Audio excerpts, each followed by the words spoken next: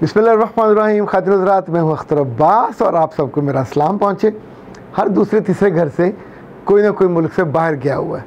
कहीं बहनें ब्याह के गई हुई हैं, कहीं भाई गए हुए हैं। कुछ घर तो ऐसे हैं जहाँ दो दो तीन तीन बहनें मुल्क से बाहर हैं, और कुछ घर ऐसे हैं जहाँ दो दो तीन तीन भाई मुल्क से बाहर हैं। इनमें से कुछ बहुत अच्छे होते, कुछ बिल्कुल ज़िंदगी से रेलेवेंट ही नहीं रहते, ना किसी मरने पे, ना जीने पे, ना खुशी पे, ना गमी पे। ज़ाहिर है उनका तो कोई मसला नहीं होता, पर जिनकी रेलेवेंस होती है कभी कभी उनसे बड़ी दिक्कत होती है, तंगी होती है। 3 सवाल आए हुए हैं, तीनों को देख लेते हैं। एक तो ये है कि मेरा पहला सवाल मिसेस आसिया का है। वो कहती है कि मेरी नंद ऑस्ट्रेलिया में है, हर माह $500 भेजती है, पर उसके बाद रोब बहुत डालती है, ये कर दो, वो कर दो, अम्मी का ख्याल करो और ऐसे करो और वैसे करो, और बाज़ दफ़ा बहुत तंगी होती है उसके इस रवैये की वजह से। एहसान साहब कहते हैं मेरा भाई स्पेन में है, वो पढ़ा लिखा नहीं है, कमाता बहुत है, हमारे घर का सारा ख़र्चा वही चलाता है। अभी उसके लिए मैंने एक घर सियालकोट में ख़रीदा है, दूसरा जो हमारा पसरूर में घर है वो भी सारा उसी ने बनाया है। वो ख़र्चा खुला देता है, लेकिन हुक्म भी खुले खुले डालता है, बाज़ दफ़ा बेइज्जती कर देता है, जिसे पंजाबी में कहते हैं बेइज्जती कर देता है। और मिसेस हैदर ने कहा कि उनका क्या करें जो बैरून मुल्क रह के जीने नहीं देते, और इनकी भी बहन है जो बैरून मुल्क है और उन पे अथॉरिटी जिताती हैं, मनवाती हैं। इन तीनों सवालों में जो चीज़ कॉमन है वो क्या है, आप ज़रा गौर करेंगे। तीनों पे एहसान हो रहा है, तीनों को दिया जा रहा है, और तीनों खाने वाले हैं, यानी तीनों केसेस में ये लोग बेनिफिशरी हैं। ओके, अब हम देखते हैं अथॉरिटी कैसे चलती है। जब तक चीज़ को आप ठीक से समझोगे नहीं तो तब तक आप अपने खुशी और गमी और दुख और सुख को भी फैसल नहीं कर सकते। अब देखिए, जो पैसे देगा या कमाएगा उसकी अथॉरिटी होगी, वो उम्र में छोटा हो, कद में छोटा हो या रिश्ते में बड़ा हो, इट मेक्स नो डिफरेंस। जो कमाएगा रोब उसका होगा। नंबर 2, जिसकी अथॉरिटी होगी, लाइक जिसके पास मनसब होगा पाकिस्तान में, किसी सरकारी महकमे में होगा, किसी अच्छे तंग करने वाले महकमे में होगा, तो अपने बाकी बहन भाई, अगर कोई खुदा ना खास्ता पुलिस में हुआ तो अपनी बाकी बहन भाइयों पे वो अथॉरिटी जिताएगा, मनवाएगा। यानी जहाँ जहाँ भी जिस महकमे में शर होता है दूसरे को नुकसान पहुँचाने का, मैंने तो ऐसे जालिम भी देखे जिन्होंने अपनी सगी बहनों और भाइयों को अपनी अथॉरिटी की वजह से उनकी ज़िंदगी बर्बाद की, उनके बच्चों की ज़िंदगी भी ख़राब की। ये अगली use of deity use of authority होती है, करते हैं लोग। तीसरा, जो एहसान करेगा, चंद एक होते हैं जो एहसान करके दरिया में डाल देते हैं, वरना तो नेकी कर जिता, नेकी कर और मनवा, और नेकी कर और उसके बाद उसको झुका, यानी ये नॉर्मली हमारा मामूल ये है। अच्छा, चौथी बात याद रखें, जहाँ आप कुछ ना करते हो और सारी डिपेंडेंसी उस आने वाले पैसे पे हो, वहाँ अथॉरिटी होगी। थोड़ा सा भी कमाते हो तो आपके अंदर जो एक तरह की अना और ख़ुददारी है वो जेन्युइन होती है, वो तो एक ब्लेसिंग होती है। पर जब आप कमाते नहीं हो, डिपेंडेंट हो बहन पे या भाई पे, भाभी पे या बहनोई पे या किसी भी रिश्ते में, और वो आपके घर का ख़र्चा उठाता है, वो आपके घर का किचन उठाता है, और वो अपनी अम्मा की केयर के लिए या अब्बा की केयर के लिए पैसे देता है। अब ज़ाहिर कहीं से $500,000 आएगा महीने का, तो वो पूछेगा ज़रूर।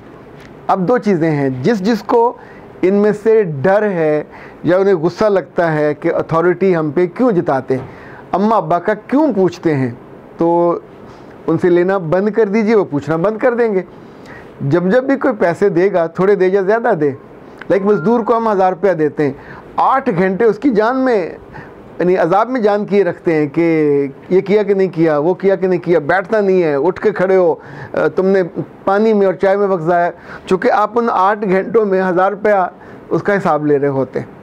तो जिसने आपको ये पैसे दिए, वो चाहे बड़ा भाई हो चाहे छोटा भाई हो, जब आप ले रहे हैं तो फिर एहसान मंद हो, अदरवाइज़ आप एहसान लेंगे, एहसान मंद नहीं होंगे तो आपके अंदर एक डिप्रेशन अलग पैदा होगी, एंजाइटी अलग पैदा होगी, नाशुक्री अलग पैदा होगी। यानी मैंने बहुत से ऐसे भले लोग देखे हैं कि जो नाशुक्रे होने के बाद अपने रिश्तों से ही महरूम हो गए। आप उनकी नेकी को या उनकी इस खैर को या उनकी इस मदद को एडमायर भी नहीं करना चाहते, एडमिट भी नहीं करना चाहते। अब मेरे पास आपने शिकवा किया है, शिकवा करने का मतलब ये है कि आप अपने घर में भी ये बातें करते हैं, आप अपने बीवी से या बच्चों से उनसे भी करते हैं कि भाई साहब पैसे भेजते हैं, ये बाजी पैसे भेजती हैं, रोब पड़ा पाँव देना भाई क्यों ना पावे, या तो पैसे लें तो रोब भी साथ ही आएगा। ये पैकेज है, IMF से आप पैसे लेंगे तो साथ उसका कल्चर भी आएगा, साथ उसका रोब भी आएगा। वो कहेगा यहाँ करो यहाँ ना करो। पिछले दिनों सिराजुल हक साहब जो जमात इस्लामी के अमीर हैं, उन्होंने किसी इंटरव्यू में कहा कि जब मैं वज़ीर था सूबा सरहद में, सीनियर वज़ीर और वज़ीर ख़जाना, तो IMF ने यकदम पैसे बंद कर दिए। तो इन्होंने कहा कि क्यों बंद किए? उन्होंने कहा कि तुम लोगों ने पेशावर में जो औरतों के बड़े बड़े बोर्डिंग या होर्डिंग होते हैं उन पे मुंह काले किए हैं, तो हॉट डेयर तुम लोगों ने क्यों किए? तो इन्होंने कहा कि आम लोगों का गुस्सा होगा। तो उन्होंने कहा गुस्सा नहीं, ये तुम नहीं करोगे, जब हम इमदाद देते हैं तो फिर हमारा कल्चर भी साथ आएगा। तुम इन बोर्डों से या इस ओपन जो कल्चर है इसका इनकार नहीं कर सकते। आप सोचिए, तो अगर बड़े बड़े अदारों को भी इस बात पे अथॉरिटी मनवाते हैं तो जो सिंगल बंदा है वो क्यों नहीं मनवाएगा? तो पहला काम ये, अगर आप अथॉरिटी से डरते हैं अपना कमाना शुरू कर दें। दूसरा, उन रिश्तों का जिनके लिए वो भेजते हैं आप उनका ख़ुद ख्याल करना शुरू कर दें। तीसरा, अगर आता है तो फिर एहसान मानें। चौथा, जब आप कुछ नहीं करेंगे और टोटल डिपेंडेंट होंगे किसी पे भी, तो वो ग़ुलामों वाला सलूक करेगा, नौकर से भी बदतर सलूक करेगा।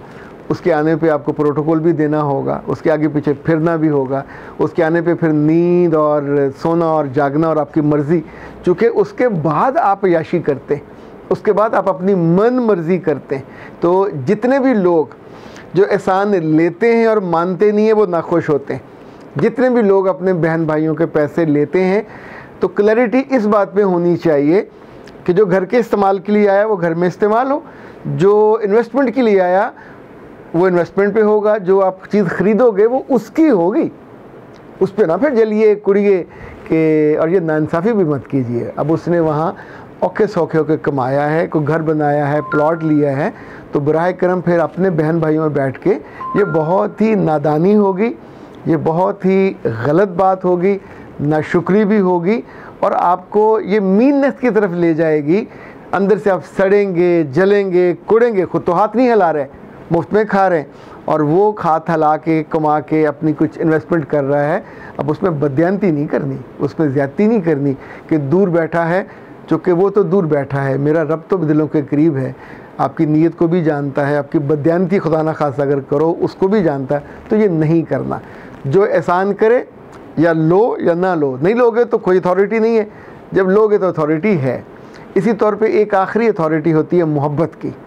मोहब्बत में रोब नहीं होता, पर आप उसके आँखों में उठने के लिए उसकी पूरी खुशी का ख्याल करते हैं।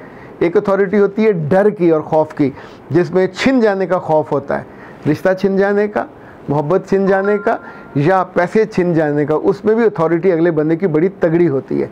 ये वो चीज़ें हैं जो आपको अगर जहन में क्लियर हों तो आप अपने आप को फ्रस्ट्रेशन से बचा सकते हो, गम और दुख से बचा सकते हो और अपनी नॉर्मल लिविंग में रह सकते हो। मुमकिन है गुस्सा कभी आए तो कमाने भी लग जाओ। अख्तर अब्बास को दीजिए इजाज़त। अस्सलाम वालेकुम।